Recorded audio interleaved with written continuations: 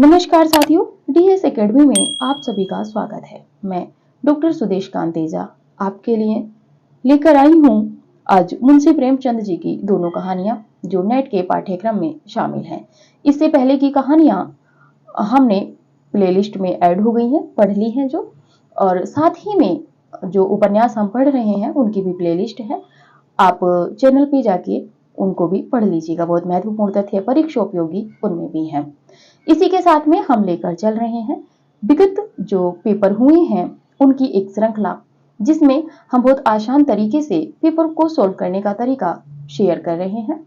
Trick के माध्यम से कथन और कारण वाले प्रश्नों को भी प्रकाश में ला रहे हैं कि किस तरह से इन प्रश्न पत्रों को, इन प्रश्नों को सोल्व किया जा सकता है। जो कथन और कारण वाले हैं, कुछ कुछ ट्रिक हम उसमें दे रहे हैं। यदि आप चैनल पर नए हैं तो चैनल को सब्सक्राइब कीजिए। महत्वपूर्ण जानकारी आपको लगती है तो अपने दोस्तों में भी शेयर कीजिएगा।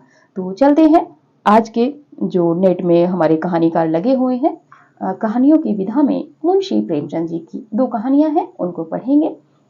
तो देखेंगे पहली कहानी में हम देख रहे हैं ईदगाह कहानी को। ईदगाह कहानी के संदर्भ में जब हम अंदर पढ़ेंगे तो पढ़ेंगे कि कहानी के संबंध में जो विशेष तथ्य हैं उनको, उसी के साथ में जो कहानी के पात्रों का जो विश्लेषण है हम उसको पढ़ेंगे। और इसके बाद हम देखेंगे कहानी की संपूर्ण जो रूपरेखा है उसको भी हम पढ़ेंगे। दूसरी कहानी में हम पढ़ेंगे दुनिया का सबसे अनमोल रतन, ये भी प्रेमचंद जी की ही है। इसके विषय में हम पढ़ेंगे तो हम देखेंगे इसमें कि कहानी के संबंध में जो विशेष तथ्य होंगे उनको पढ़ेंगे, कहानी की रूपरेखा, और साथ में हम पढ़ेंगे पात्रों का जो अध्ययन है वो विस्तृत रूप से हम पढ़ेंगे। तो बढ़ते हैं पहली कहानी की ओर। हमारी पहली कहानी है ईदगाह। ईदगाह विधा इसकी कहानी है। इसके लेखक मुंशी प्रेमचंद जी हैं। इसके विषय में है कि ईदगाह कहानी प्रथम बार चांद पत्रिका में 1933 ईस्वी में प्रकाशित हुई थी। तो ईदगाह कहानी जो है ये पहली बार चांद पत्रिका में प्रकाशित हुई थी, महत्वपूर्ण है। अगला है कि ईदगाह कहानी मानसरोवर के 1933 ईस्वी के प्रथम अंक में प्रकाशित है। जो मानसरोवर का जो प्रथम अंक है उसमें ये जो खंड है उसमें ये प्रकाशित है ईदगाह कहानी। प्रश्न बन सकते हैं, नवीन प्रश्न बन रहे हैं, इसीलिए ध्यान करके आप पढ़िएगा। आगे है, यह उर्दू में लिखी हुई कहानी है। तो मुंशी प्रेमचंद जी ने इसको उर्दू में लिखा था। आगे है, यह कहानी बाल मनोविज्ञान पर आधारित है। तो प्रेमचंद जी की जो ईदगाह कहानी है ये बाल मनोविज्ञान पर आधारित है। इसके बाद में है, इस कहानी में मानवीय संवेदना और जीवन मूल्यों के तथ्यों को जोड़ा गया है। प्रेमचंद ने किस कहानी में मानवीय संवेदना और जीवन मूल्यों के तथ्यों को जोड़ा है? तो ईदगाह कहानी में इस तरह के प्रश्न आपको प्रश्न बन जाते हैं कि ईदगाह कहानी के विषय में सही तथ्य हैं या नहीं है। कूट वाले प्रश्न में तो आपको बहुत लाभ ये जो कथन है ये देंगे। आगे है कि कहानी में हामिद के साथी जो बच्चे हैं अपनी खरीदारी के उपलक्ष्य खुद हैं और खुद ही अपने संदर्भ में भी लोभ और लालसा की तात्कालिकता से संचालित हैं। वे दाम चुकाते हैं लेकिन मूल्य के रूप में वापस कुछ नहीं पाते। यहाँ पर उद्देश्य ये है हमारा बताने का कि जो हामिद कहानी है, हामिद जो पात्र है ईदगाह कहानी का, क्षमा कीजिए, जो कहानी का पात्र है हामिद, उसके जो दोस्त होते हैं, जो साथी होते हैं, वो जो खिलौने खरीदते हैं वो खुद से खरीदते हैं क्योंकि उनकी लालसा है उनको खरीदने की, और खुद ही अपने संदर्भ में भी लोभ और लालसा की तात्कालिकता से वो ग्रसित है। यानी कि वो क्षण भंगुरता के रूप में उन चीजों को यहाँ पे लेखक ने दृष्टिगत किया है। और जैसे कि हम देखते हैं कि उन्होंने दाम चुकाया है। मोहसिन, सिम्मी, इन सब लोगों ने जो इन सब बच्चों ने जो खिलौने खरीदे थे उनका दाम दिया है, लेकिन मूल्य के रूप में या अपने पास रखने के रूप में, सेविंग के रूप में या कुछ समय चलने के रूप में उनको इस तरह का कुछ नहीं मिलता है। ये कहीं ना कहीं कहानी अर्थ नीति पर भी टिकी हुई है। अगर उपभोक्तावाद वाली नीति को हम देखेंगे तो ये कहानी सटीक बैठती है। आगे बढ़ते हैं, अगले तथ्यों को देखते हैं। बाल मनोविज्ञान पर लिखी गई हिंदी की सर्वश्रेष्ठ कहानियों में ईदगाह कहानी शिखर पर है। तो ये हम सभी जानते हैं कि बाल मनोविज्ञान पर लिखी गई हिंदी की सर्वश्रेष्ठ कहानियों में ईदगाह कहानी शिखर पर है। इसके बाद में तथ्य है कि इस कहानी में प्रेमचंद जी ने हामिद नामक बच्चे के माध्यम से गरीबी और अभावों में बीतने वाले बचपन को चित्रित किया है। प्रेमचंद जी ने दिखाया है कि किस तरह माँ बाप के ना रहने के बाद एक दादी के पास जो हामिद रहता है, उसका जीवन जो बचपन है वो कितना मतलब अभावों में बीतता है, गरीबी में बीतता है उसके, जबकि जो साथी होते हैं हामिद के, उनके पास कितना पैसा होता है, मम्मी पापा वो चीज जो मांगते हैं वो उनको मिल जाती है, लेकिन हामिद के पास साथ में ऐसी मतलब ऐसी कोई भी नीति नहीं है, क्योंकि उसकी दादी ही हैं जो किसी तरह अपना गुजर बसर कर रही हैं और पोते को पालती हैं।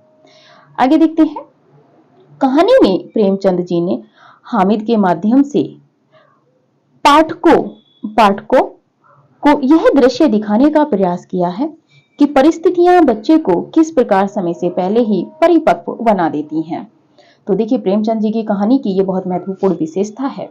ये विशेषता ये है कि उन्होंने दिखाया है कि हामिद जो है वो, उसकी परिस्थितियां थी, वो चाह तो रहा था कि वो मेले में सब कुछ खा ले, सब कुछ खरीद ले, लेकिन उसके पास पैसों का अभाव था।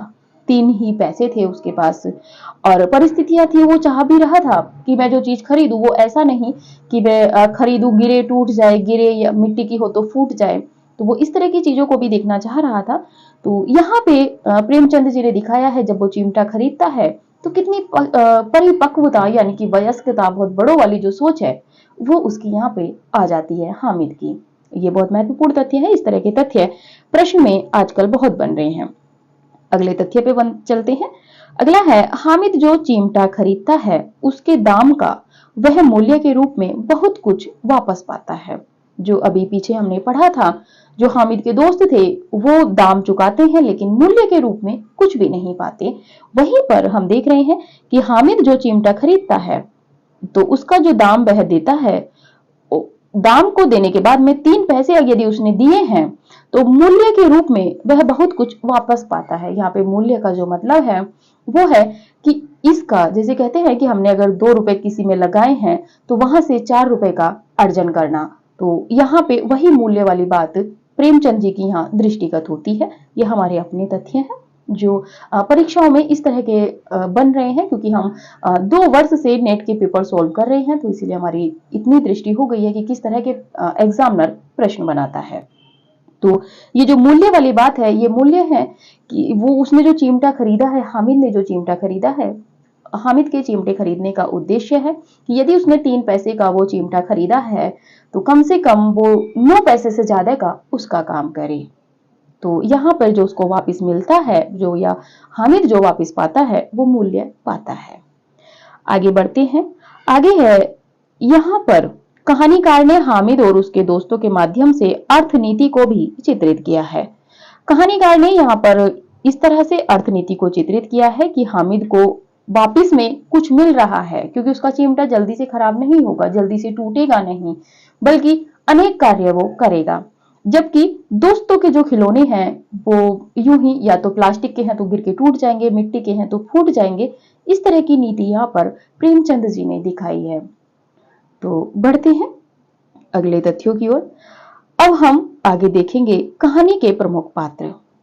पहला देख लेंगे, कहानी का जो प्रमुख पात्र है हामिद है, जिसके इर्द गिर्द कहानी है, जिस पर पूरी कहानी आश्रित है। यह कहानी का केंद्रीय पात्र है। यह 4 या 5 साल का छोटा बच्चा है। इसकी सूझबूझ और समझदारी का वर्णन किया गया है। प्रेमचंद जी ने इसकी सूझबूझ और समझदारी का वर्णन कहानी में किया है। इसके यानी कि हामिद के माध्यम से बताया गया है कि गरीबी और अभावों में किस प्रकार बचपन की मासूमियत खत्म हो जाती है। क्योंकि मासूमियत इसीलिए खत्म हो जाती है, हामिद खरीदना बहुत कुछ चाहता है, मेले में खाना भी चाहता है, लेकिन उसके पास इतने पैसे नहीं हैं। वो अपने पैसों को सही जगह पर लगाना चाहता है। वो उन पैसों का जो भी खरीदना चाहता था वो ऐसा खरीदना चाहता था जो जल्द क्षण भंगुर ना हो। आगे देखते हैं। आगे है जो दूसरी पात्र है वो है अमीना, जो यह हामिद की दादी है। इनके बेटे और बहू की मृत्यु हो चुकी है और अब अमीना ही हामिद को पालती हैं।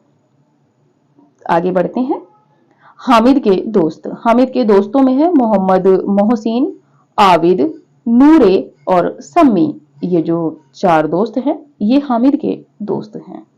बढ़ते हैं आगे, यहां तक आपको समझ आ रहा होगा। आगे बढ़ते हैं, आगे देखते हैं कहानी की रूपरेखा। कहानी ईद के विशेष तथ्य को लेकर उपस्थित है, क्योंकि कहानी जो पूरी है वो ईद के बाद जो मेला लगता है उस पर आधारित है। आगे है कहानी में हामिद का पिता हैजे से मरता है और माँ पीली पीली होकर यानी कि पीलिया से मर जाती है। तो हामिद के पिता की जो मृत्यु हुई थी कैसे हुई थी, तो वो हैजे से मरे थे और उसकी जो माँ थी हामिद की वो पीली पीली होकर यानी कि पीलिया जब उनको हो गया था तो तब वो भी चल बसती हैं।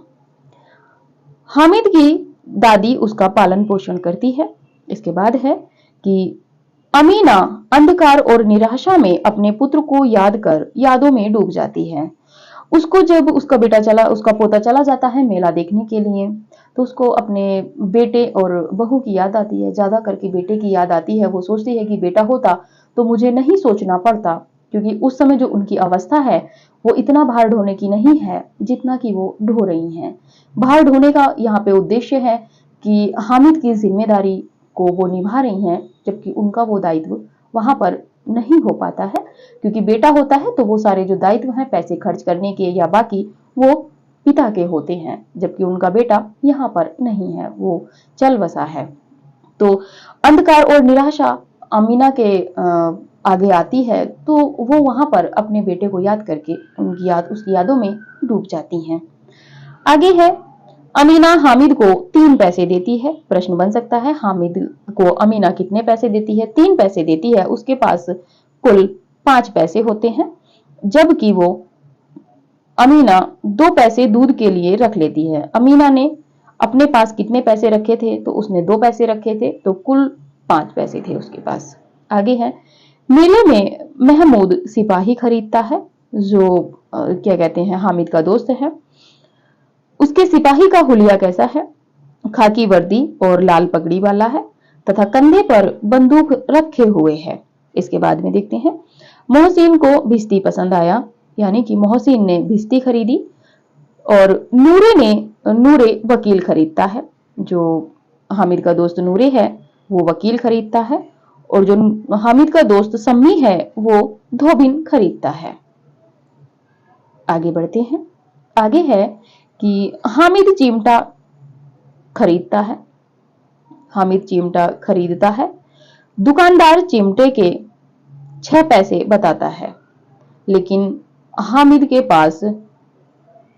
पास जो है 3 पैसे होते हैं और वह 3 पैसों का दाम लगाकर आगे बढ़ जाता है।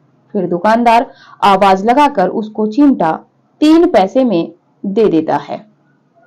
तो ये उसकी विशेषता थी यहाँ पे हामिद की भी। आगे है कि कहानी में हामिद दोस्तों के खिलौनों की निंदा करता है। आगे है और अपने चिमटे की तारीफ करता है और उसके लाभ भी बताता है। तो हामिद जो है वो दोस्तों के खिलौनों की निंदा करता है और अपने चिमटे की तारीफ करता है और साथ में चिमटे के जो लाभ हैं वो भी वो दोस्तों को गिनाता है वहां पे। आगे कथन आया है कहानी में कि आशा तो बड़ी चीज है और फिर बच्चों की आशा उनकी कल्पना तो राई का पर्वत बना लेती है। ये कथन कहानी में आया है कि आशा तो बड़ी चीज है और फिर बच्चों की आशा उनकी कल्पना तो राई का पर्वत बना लेती है। आगे बढ़ते हैं। कहानी में हामिद ने चिमटे को रुस्तम ए हिंद कहा है। कहानी में जो हामिद है उसने अपने चिमटे को क्या कहा है? प्रश्न बन सकता है, तो उसने रुस्तम ए हिंद कहा है। आगे बढ़ते हैं। आगे है कि कानून मुंह से बाहर निकलने वाली चीज है, उसको पेट के अंदर डाल दिया जाना वैसे किसी बात होने पर भी कुछ नयापन रखती है। वह यहाँ पर वह है वह किसी बात होने पर भी कुछ नयापन रखती है। आगे है, यहाँ कोई धन और पद नहीं देखता, इस्लाम की निगाह में सब बराबर हैं। तो ये कथन भी कहानी में ही लिए गए हैं। आगे बढ़ते हैं। आगे है, पात्रों द्वारा कहे गए कथन निम्न हैं। जो पात्रों ने कथन कहे हैं देखते हैं। पहला है, किसने बुलाया था इस निगोड़ी ईद को? तो ये कथन अमीना का है। आगे है, आग में बहादुर ही कूदते हैं जनाब, तुम्हारे यह वकील सिपाही और भिश्ती लोंडियों की तरह घर में घुस जाएंगे। आग में कूदना वह काम है जो यह रुस्तम ए हिंद कर सकता है, और ये जो रुस्तम ए हिंद है ये हामिद का चिमटा है। आगे है, अम्मा चिमटा देखते ही दौड़कर मेरे हाथ से ले लेगी और कहेगी, मेरा बच्चा अम्मा के लिए चिमटा लाया है। तो ये कथन जो है ये कथन हामिद का है। तो ये हमने प्रेमचंद जी की जो ईदगाह कहानी थी उसको देखा था। आगे बढ़ते हैं, अगली कहानी देखते हैं। अगली कहानी है दुनिया का सबसे अनमोल रतन। इसके लेखक मुंशी प्रेमचंद जी हैं। इसके विषय में है, यह कहानी पहली बार जमाना पत्रिका में 1907 ईस्वी में प्रकाशित हुई थी। जमाना एक उर्दू पत्र था जिसके संपादक दया नारायण निगम थे। तो कब प्रकाशित हुई थी? 1907 में, और ये जमाना पत्रिका में प्रकाशित हुई थी। और ये जमाना पत्रिका कैसी थी? उर्दू की पत्रिका थी। और इसी पत्रिका के लिए दया नारायण निगम ने नवाब राय से प्रेमचंद जी का नाम प्रेमचंद किया था। प्रेमचंद नाम जो दिया है वो दया नारायण निगम जी ने ही प्रेमचंद जी को प्रेमचंद नाम दिया है। आगे है, जमाना पत्रिका के बाद यह कहानी उर्दू कहानी संग्रह सोजे वतन में 1908 ईस्वी में प्रकाशित हुई थी। आगे है, सोजे वतन कहानी संग्रह में 5 कहानियां प्रकाशित हुई थी जो निम्न हैं। तो सोजे वतन कहानी में कितनी कहानियां हैं? तो 5 कहानियां हैं। पहली कहानी है दुनिया का सबसे अनमोल रतन, दूसरी कहानी है शेख मखमूर, तीसरी है यही मेरा वतन है, चौथी है शोक का पुरस्कार, पांचवी है सांसारिक प्रेम। तो ये सोजे वतन कहानी संग्रह में प्रकाशित 5 कहानियां हैं। आगे है, यह प्रेमचंद जी की पहली कहानी मानी जाती है। ये जो दुनिया का सबसे अनमोल रतन है ये प्रेमचंद जी की पहली कहानी मानी जाती है। आगे है कि यह कहानी वर्णनात्मक शैली में लिखी गई है। महत्वपूर्ण है कि दुनिया का सबसे अनमोल रतन किस शैली में लिखी गई है? तो वर्णनात्मक शैली में लिखी गई है। इस कहानी में उर्दू शब्दों की अधिकता है।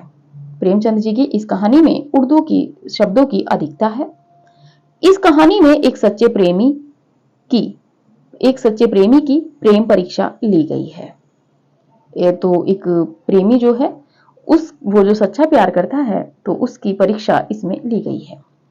कहानी में प्रेमिका दिल फरेब अपने प्रेमी दिल फिगार का प्रेम निवेदन स्वीकार करने के लिए शर्त रखती है। देखते हैं, कहानी में अनमोल रतन के रूप में देशभक्त का चित्रण है। कहानी में जो अनमोल रतन किसको कहा गया है? तो कहानी में जो अनमोल रतन कहा गया है वो देशभक्त या देशभक्ति को कहा गया है। आगे है कि इस कहानी का अंत सुखद होता है। प्रेमचंद जी की जो ये कहानी है तो इसका जो अंत है वो सुखद होता है।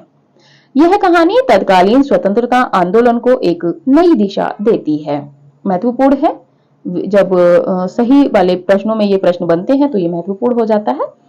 आगे है कि रूपवती दिल फरेब और उसके प्रेमी दिल फिगार की इस अलिफ लैला के किस्से नुमा कहानी में अंत में देश प्रेम और देशभक्ति की भावना उजागर की गई है। आगे बढ़ते हैं। कहानी के पात्र निम्नलिखित हैं। पहला है दिल फिगार। कहानी का मुख्य पात्र है जो दिल फरेब से प्रेम करता है।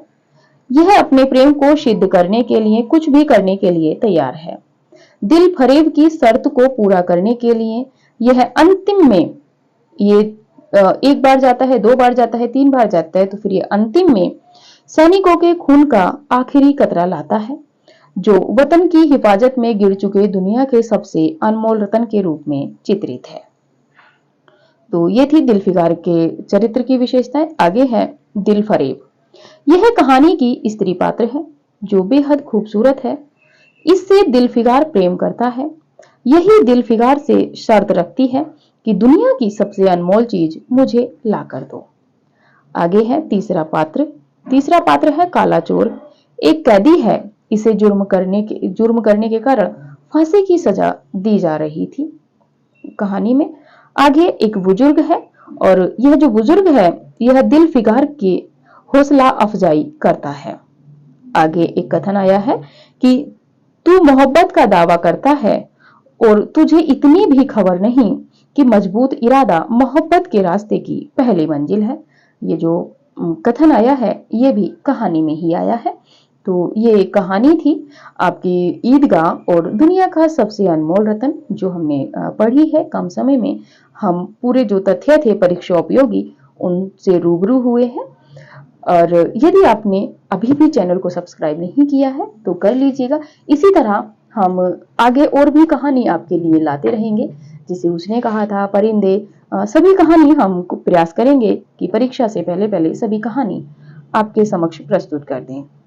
तो ज्यादा से ज्यादा चैनल को सब्सक्राइब कीजिए और अपने दोस्तों में शेयर कीजिए। धन्यवाद।